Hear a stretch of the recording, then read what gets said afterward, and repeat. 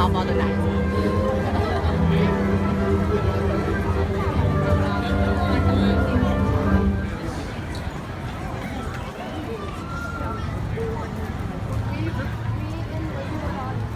Isn't there 2 of them?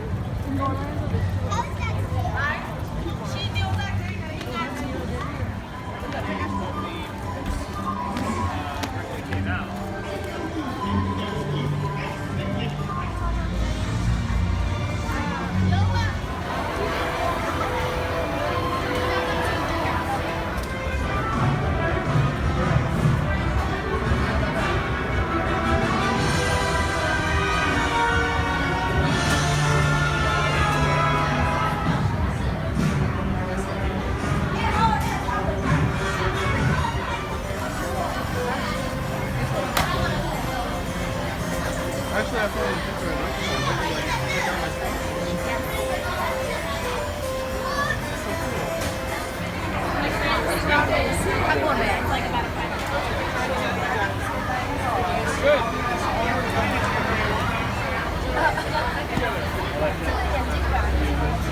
And right past that, you'll see what we call flats. Those flat pieces of wood you see over there, that's what we create our sets out of.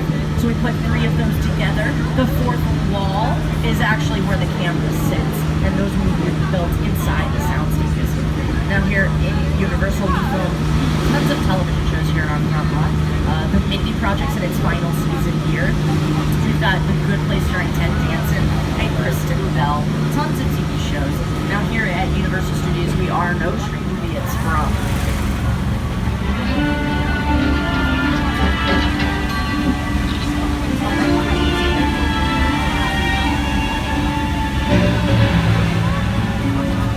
I have the room ready for you, Mrs. Barrington. Thank you, Walter.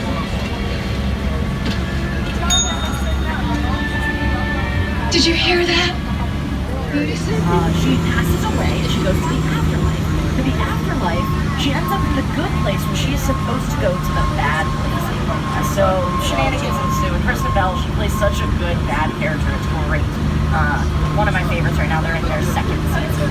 Now over here on your left-hand side, we're passing our production bungalows. Now our production bungalows, they look like little houses that have kind of been dropped here on our lot. That's the thing. You're going to head into this area now. These are our metropolitan sets in our back lot. The world is right around the corner.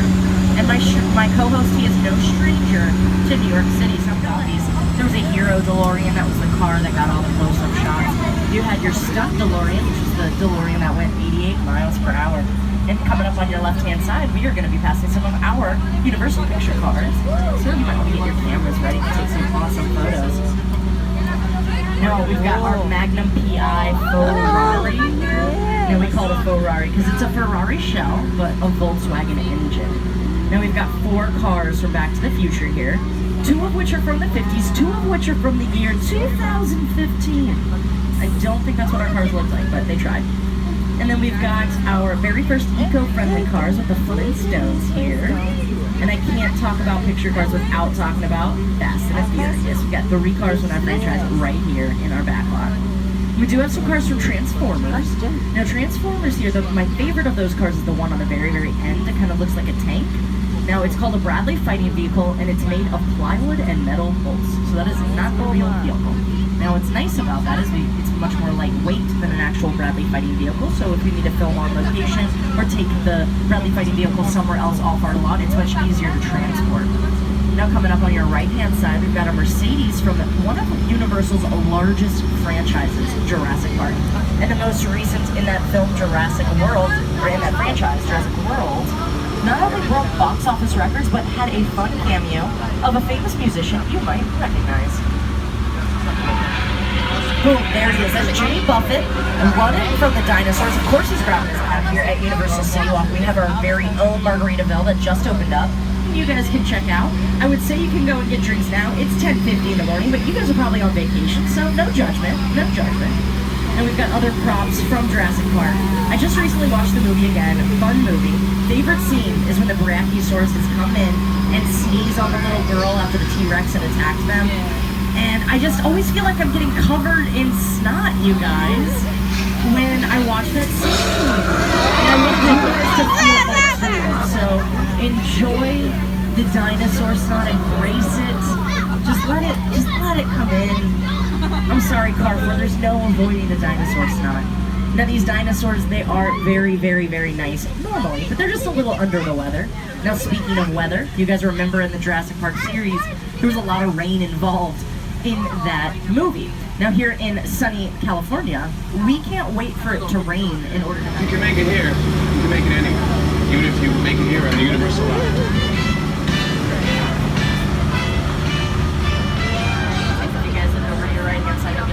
Baltimore down there, and the Mindy Project is filming back here, so they're setting up, so you might be able to get a glimpse of the sets. And some of you may have seen some still walkers back there. Sometimes we've got crazy characters. We got one actually on the left-hand side over here. They're practicing for Halloween Horror Nights over here. I love seeing the still walkers. Yep, over on your right-hand side, you guys will see some filming happening. That is the Mindy Project. Very exciting stuff. That's our Brownstone district over there. We don't really get to see active filming like this up close, so this is super exciting. So everybody take a look to your right as we pass by you guys. Now these are our New York City sets as well as our London Square. We've got a Brownstone district. We've got all different districts in this backlot, or this metropolitan area, so that we can create any city in the world. So for instance, this was Chicago for the Blues Brothers. This one has been... Skull Island, Amity Island, Island of Law. That's your forecast for today. Now here's a look at what's going on in Florida. Now we have entered Old Mexico, and this is where our weather effects team can show you how we utilize weather and create it. So that thunder that you're hearing, that's just speakers booming thunder sounds. We've got flashes of light from strobe lights. But the best part, you guys, is of course the...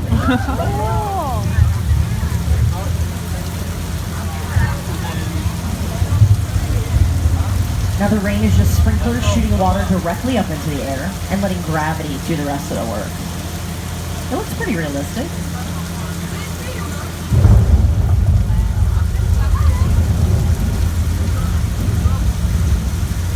Alrighty. I think you guys get how the rain works, right? Okay, we can cut the rain, guys. Guys, we can cut the rain. This is way too much water. They get how it works. No, not again.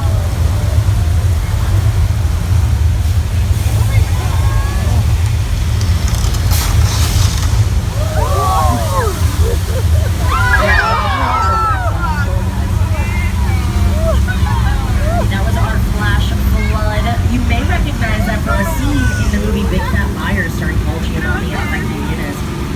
We also filmed The Three Amigos over there, as well as a TV show called Criminal Minds Beyond Borders. Now we have crossed the border over here into 6 Points, Texas, and I've got a clip from an old-fashioned duel filmed right here in 6 Points. Texas.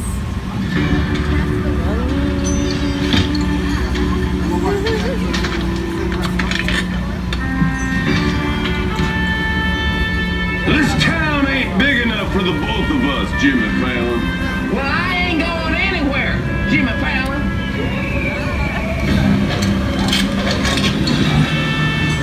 Now look here. Nice folks in this tram don't want no trouble. They just want to check out 6 Points, one of the oldest sets on the Universal Line. I hear this where John Wayne and Jimmy Stewart shot a few of their westerns. It looks like the casting crew has brought along their collection of writing, but they've left everything set up for us. As you look around, it looks as if it was set up for a San Francisco bus station. Now, craft services is over on your left. That's my favorite part of set. Craft services were all the... Okay, just an alley tremor. So,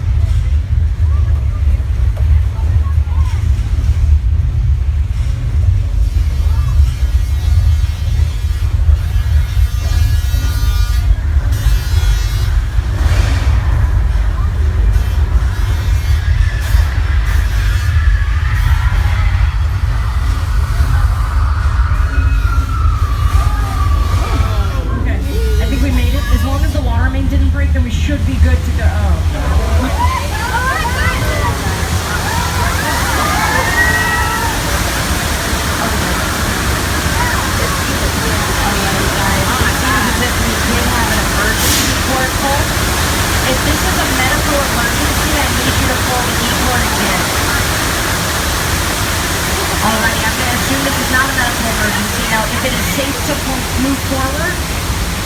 Do not pull the cord. Alrighty, so we are going to pull forward out of earthquake. And as we pull forward, I'll then get out and find whoever pulled the E-cord so we can figure out what's happening.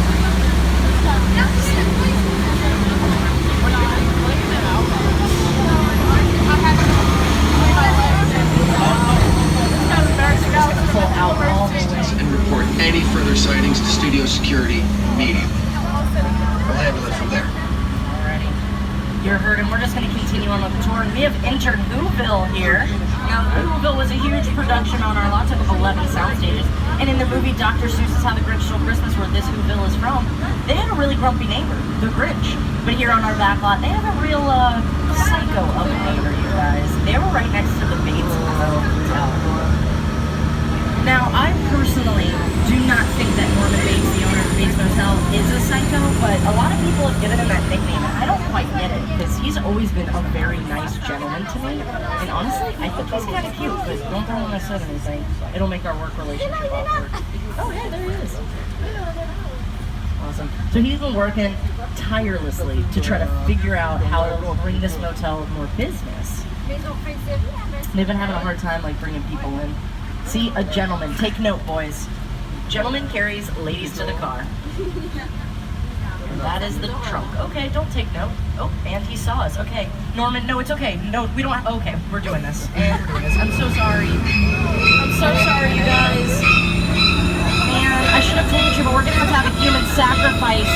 Probably for car number 4. Yeah. Oh, hey, he spared us. No human sacrifice today, sucker. We got away. Norman, you can get your next. Take you guys to a more spectacular crash site. I'm going to take you guys to the crash site from War of the Worlds.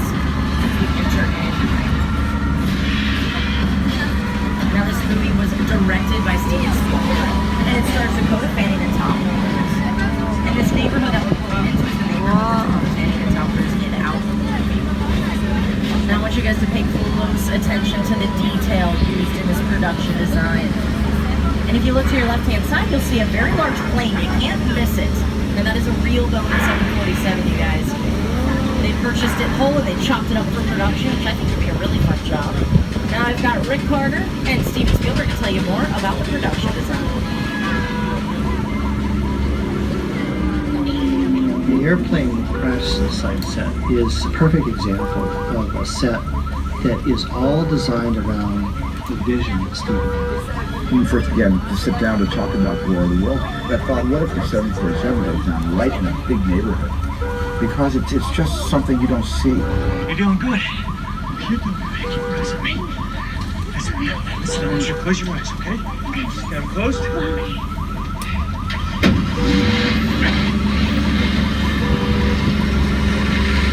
Robbie, get in.